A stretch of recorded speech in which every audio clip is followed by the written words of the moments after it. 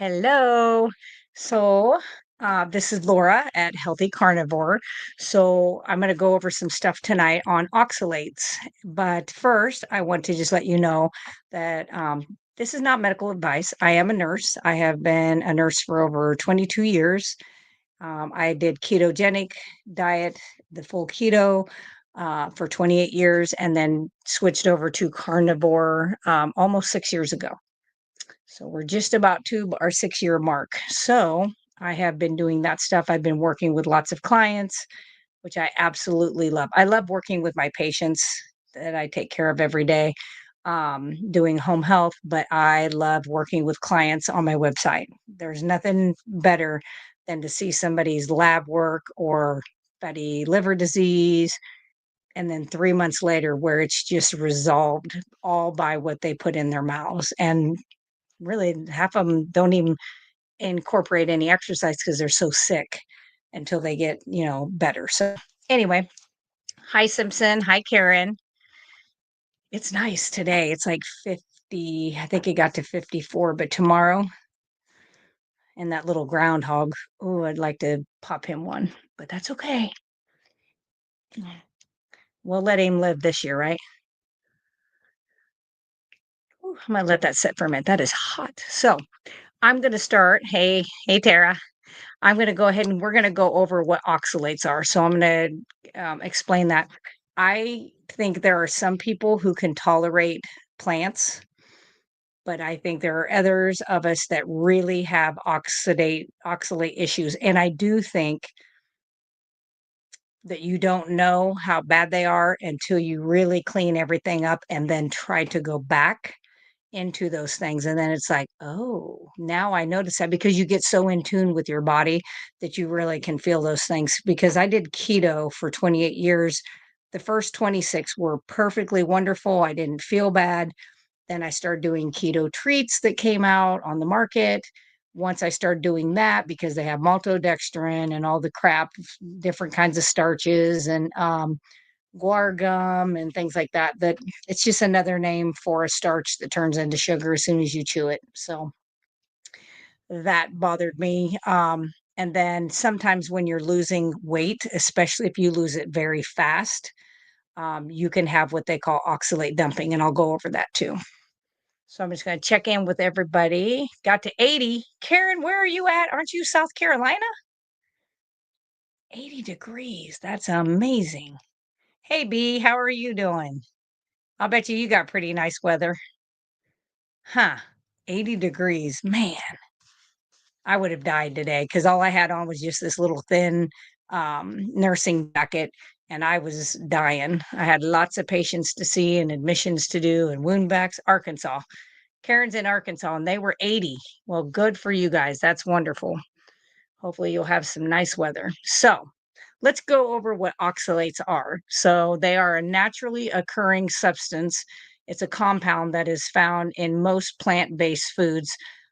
Some of the highest, and this is the thing I did with my keto, is I did so many of these. I'm going to say, yeah, at least two of these things I did in excess. So spinach, and almonds are very high, sweet potatoes, and then beets. So the ones I did a ton of in keto, of course, was the almonds and spinach.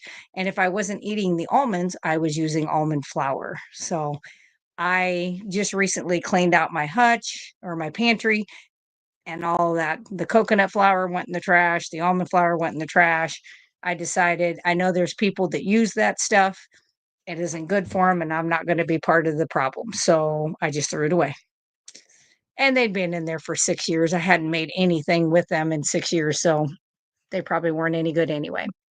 So what happens with oxalates is they tend to bind with minerals that we have in our body. So calcium, things like that. Phosphorus is another one they like to bind to.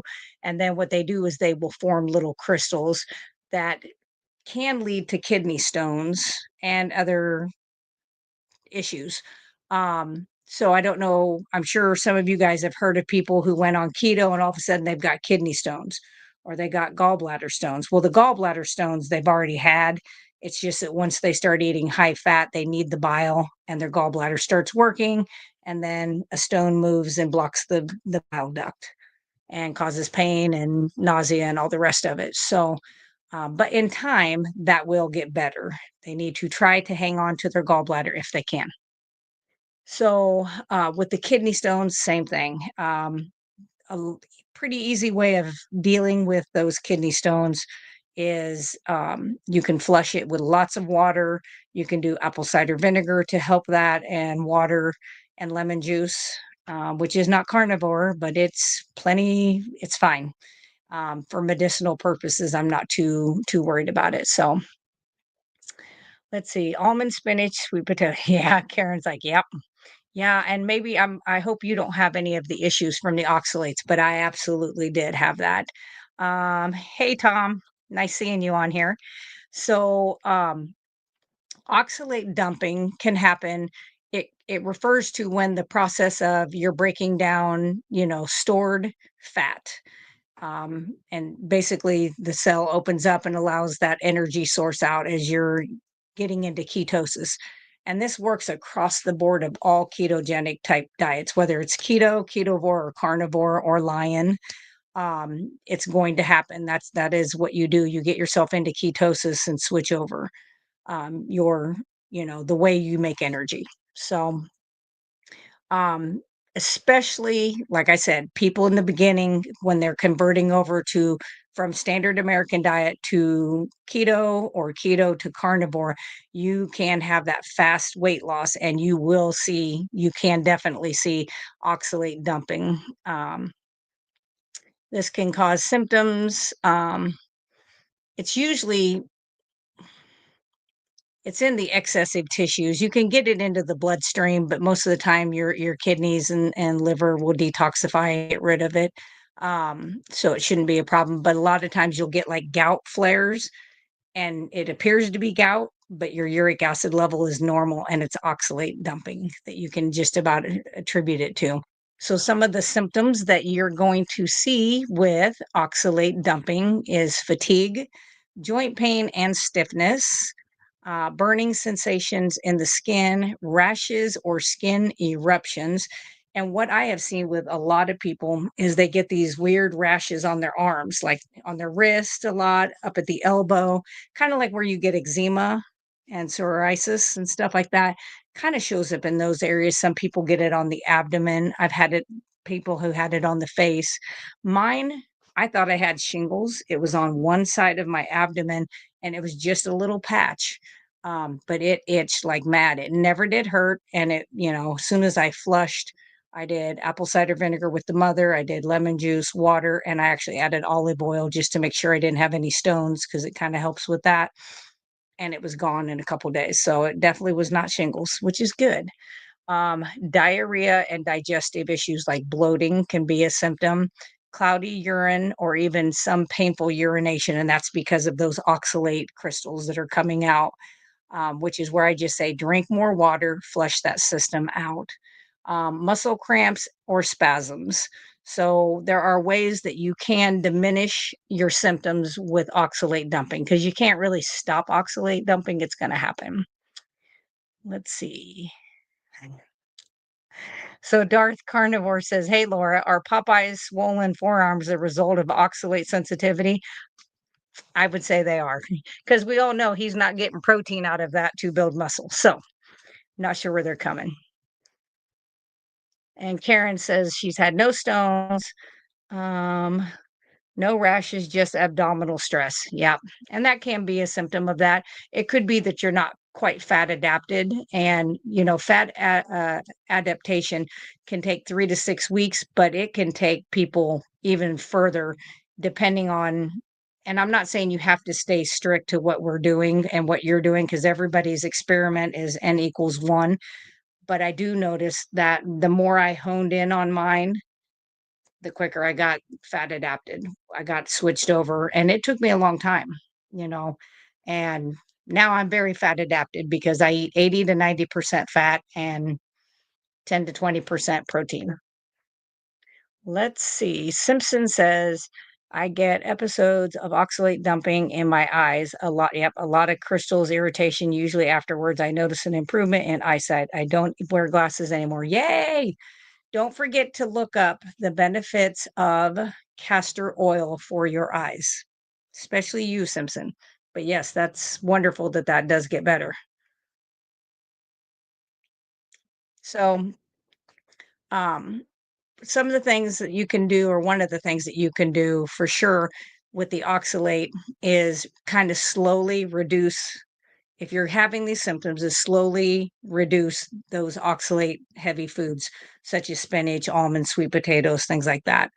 Um, and then staying hydrated is key. You've got to have that fluid. You've got to flush the body. Um, when you do that, sorry, and I'm not on call, but that's okay. I'll call them back. Um, but you have to flush that out. You know, your kidneys are a filter, so it's kind of like a radiator in a car slash oil filter, but you got to have the fluid in there for it to work properly. So same thing is true with ours. Let's see. Christine says, I have been itching for over a year.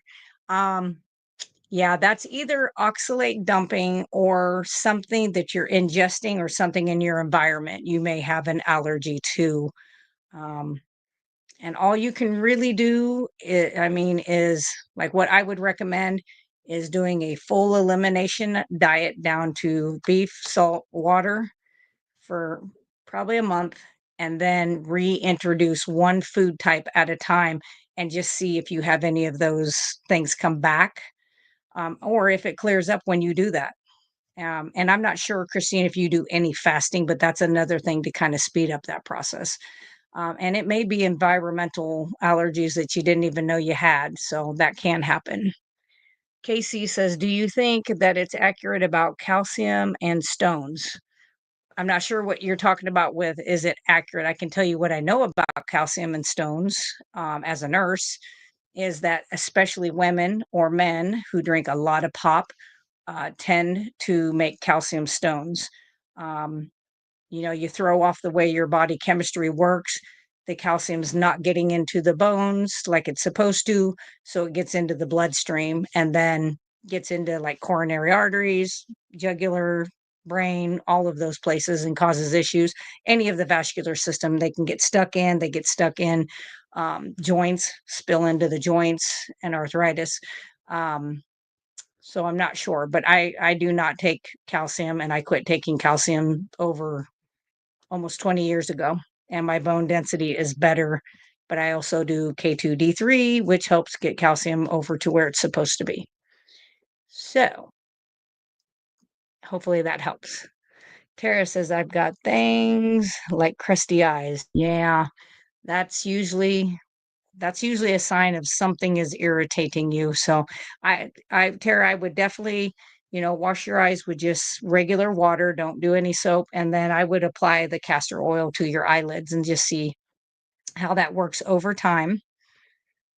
Let's see. Supporting electrolyte balance is another thing you want to do with this, because anytime you're dumping, oxalates, you are going to lose fluid. You're going to lose those important electrolytes with that. So you're going to lose magnesium, potassium, and your calcium's going to go, sodium's going to go, everything.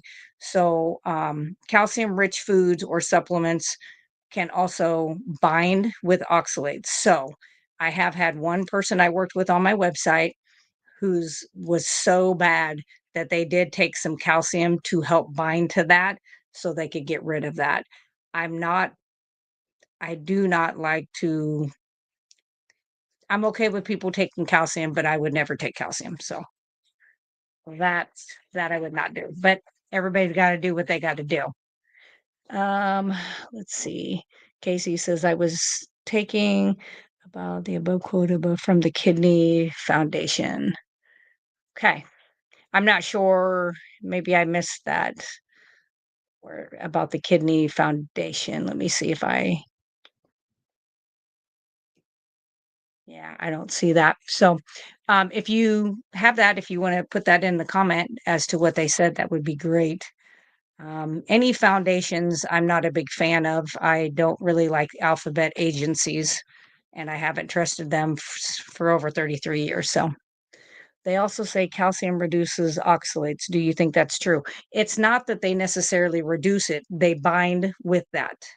So, but then this is how chemistry in my brain works. That's okay that it binds with it, but then where does it go?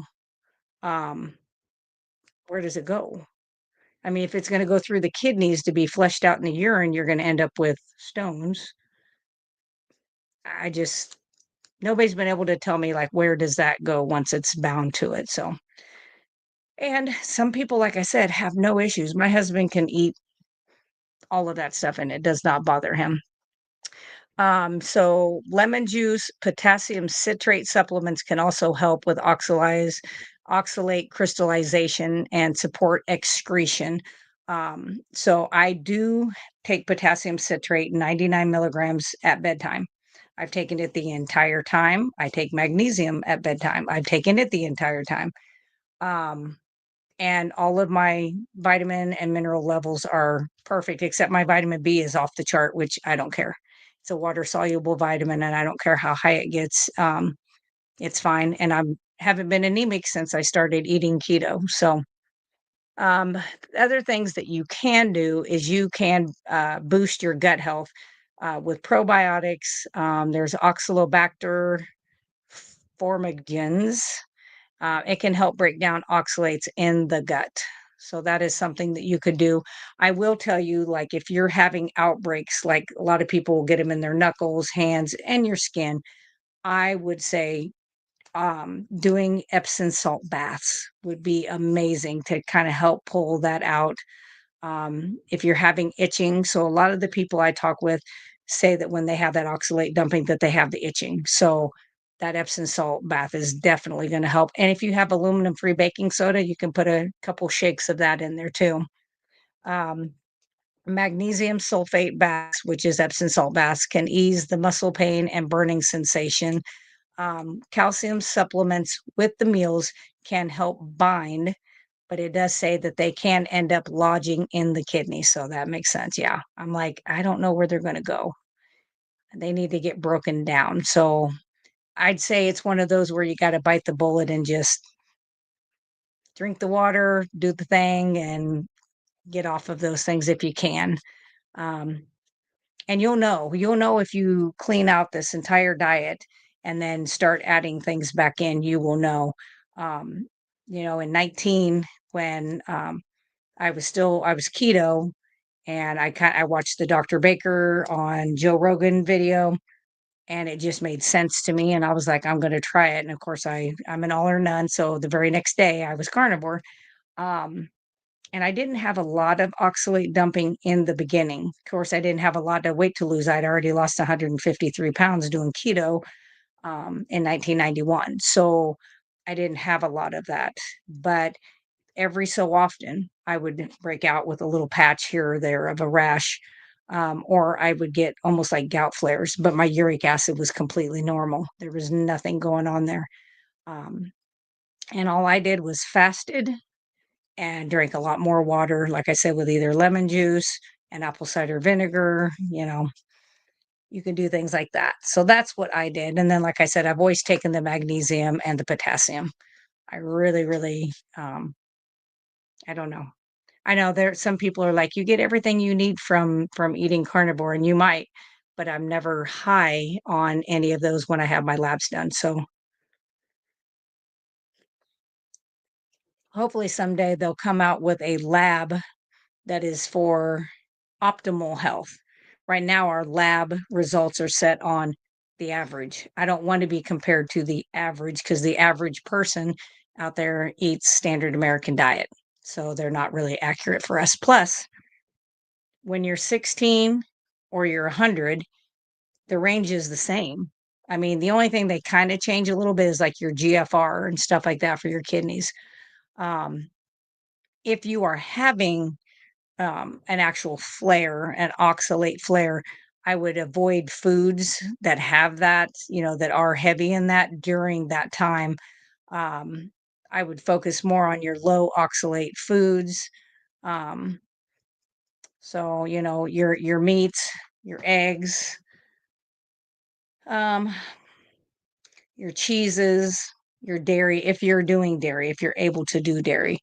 So a lot of people are able to do dairy. I am not. I am lactose intolerant, but I would like to report that I did eat 2 pieces of Swiss cheese Friday night going out for my husband's birthday, on 2 burger patties, and I did not have hardly any sinusy, and I didn't really a little bit of in my knuckles, but nothing too bad. But yeah, I was just like, hey, that's a first. I mean, in years. So B wants to know, where do you get vitamin C from? So the vitamin C that I get is the non-GMO vitamin C from the Now brand, NOW, on Amazon. I do have another vitamin C, but I don't think I kept that bottle because I opened up the capsules of it because I make my own vitamin C serum for my facial serum. And I don't think I have that one anymore. No. Yeah, I do not. But yes, the Now brand has the non-GMO vitamin C. And if you're doing vitamin C, especially for like viral, trying to prevent the viruses that are all going around, I do recommend, how about I say this? What I took was at least 1,000 milligrams a day. And if I was taking care of patients with any viruses, I took 2,000 a day. And it's a water soluble vitamin. So what you don't need, your body will get rid of. Does anybody have any other questions? Boy, I got that hot tonight. And then we'll go over what I'm going to do next week. I have a couple really good ones coming up that I'm just like, oh, yeah, definitely need this.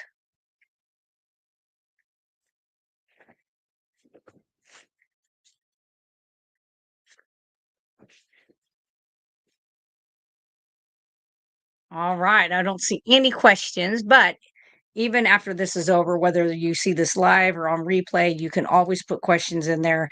And I will always get back to you, whatever your question is, um, all the time. So, and then of course, most of you already know that I do have a website. Um, I don't know if you can see it on my card, but um, it's just russellbrands.com. But I got my own, like my own little QR code and everything. So I've been giving those out when I send my products out. But I've got lots of natural products out there that are very good for the body, tallow based, everything from shampoo, conditioner bars, lotions, shaving cream, deodorant, beard butter for men, unless you're a woman and you have a beard, that's okay. But beard butter, I think that's it. I had shaving cream, but I think I'm almost out of that one that I made. And then the rest of the stuff is all natural things that I make, like tinctures and stuff like that. So, B Dog, hey, I haven't seen you in forever. Strict now since January, doing TL good. Oh, well, I'm glad you love the shampoo and the lotion. Yeah, I've had really good feedback. And the conditioner bars, which I know you haven't tried, but I have had people that have kind of ethnic curly hair really love the conditioner bars. My daughter has naturally curly hair and it can kind of get a little frizzy. She really likes it. Who else? I have one guy that uses it when he doesn't shampoo his beard. He actually just uses the conditioner bar and does his beard. But most of the time that they even use the body soap and they'll use it on their beard. So yeah. Ah, B Dog says she's been off YouTube just chilling. Hey, I understand. I understand. All right. So next week, what I'm going to go over is what are the nutrients in beef tallow, because it has several nutrients, beneficial nutrients. So does lard. So your bacon grease that's been rendered. Several people during the Depression, like my grandmother living on a farm, there were several times that they would eat lard or tallow, maybe a little bit of something else. They'd put it like on porridge and different things like that when they didn't have a whole lot of food to eat. And of course, that's where I get my hunting from, was my grandmother. They hunted and trapped and fished for any meat that they got on the farm that they lived in over in Iowa. So yeah, so it's something you could live with, but man, it is so good for the skin. So I will go over all of those benefits. I have so many patients that have